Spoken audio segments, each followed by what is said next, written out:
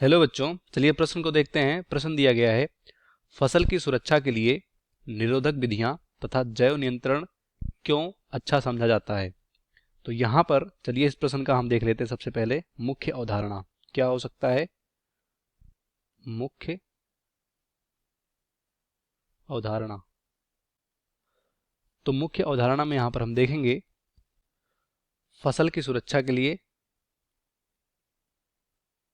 फसल की सुरक्षा के लिए विभिन्न विधियां, विभिन्न विधियां। तो यहाँ पर बोला गया है प्रश्न में कि जो निरोधक विधियां होती हैं वो जैव नियंत्रण विधियां उससे अच्छी क्यों होती हैं या क्यों समझा जाता है, यही प्रश्न में बोला गया है। तो अगर हम बात करें किसकी, निरोधक विधियां की, जो निरोधक विधियां होती हैं, निरोधक विधियां, तो ये ऐसी विधियां होती हैं जिनमें कि कह सकते हो फसल की सुरक्षा के लिए रसायनों का उपयोग किया जाता है।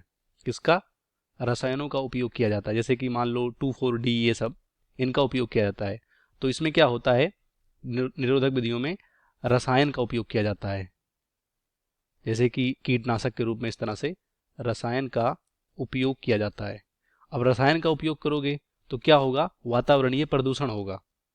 तो रसायन का उपयोग जब करोगे यहाँ पर तो पर्यावरणीय क्या होगा, पर्यावरणीय या पर्यावरण कह सकते हो, प्रदूषण होगा यहाँ पर, सिंपल है, या पर्यावरण दूषित होगा ऐसा बोल सकते हो, पर्यावरण दूषित होगा। और यहाँ पर जब दूसरा जो हमारा विधि है, जैसे जैव नियंत्रण विधि बोलते हैं, कौन सी विधि, जैव नियंत्रण। तो जैव नियंत्रण का मतलब यहाँ पर फसल को बचाने के लिए जो यहाँ पर जीव होते हैं, जैसे कि जीवाणु, इन सब का उपयोग होता है। तो इसे बोलते हैं जैव नियंत्रण विधियां। तो जैव नियंत्रण विधियां यहाँ पर कह सकते हो, ये जो यहाँ पर जंतु होते हैं या पौधे होते हैं उनके लिए विषैले नहीं होते हैं ये। और यहाँ पर जो हमारा रसायन विधि था वो पौधे, पशु और जो भी जंतु जीव होते हैं उनके लिए विषैले होते हैं, क्योंकि इनमें जैसे कि जीव का उपयोग होता है, फसल की सुरक्षा के लिए जीव का उपयोग होता है। तो इसीलिए इसको यहाँ पर जो निरोधक विधियां हैं उससे अच्छा इसलिए माना जाता है क्योंकि जो हमारा जैव नियंत्रक विधियां हैं, ना तो ये पशु, ना तो ये पौधे, और ना तो ये किसी कह सकते हो जंतु के लिए, ये जंतु के लिए क्या होते हैं, विषैले नहीं होते हैं, या वातावरणीय कह सकते हो प्रदूषण या दूषण नहीं मतलब पैदा करते हैं।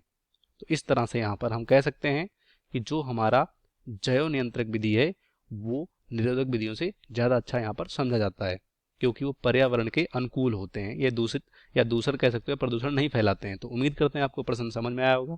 धन्यवाद।